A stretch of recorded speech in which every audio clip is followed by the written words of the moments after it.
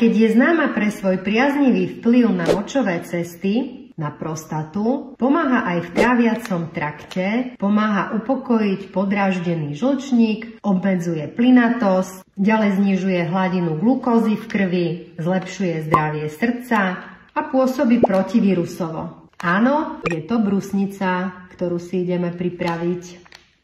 Túto brusnicu môžeme podávať deťom zhruba od toho 6.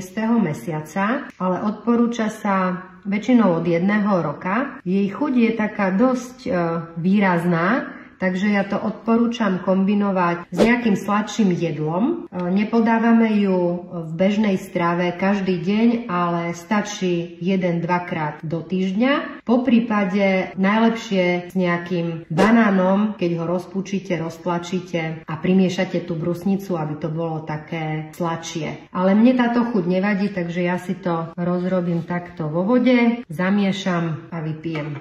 Ak ju budeme podávať malým deťom, tak úplne nám bude stačiť rozdeliť si tento sáčok na 2 krát, takže len polovicu použijeme. Ja som si práve teraz uvedomila, že táto farba sa mi hodí ešte aj k môjmu pracovnému outfitu.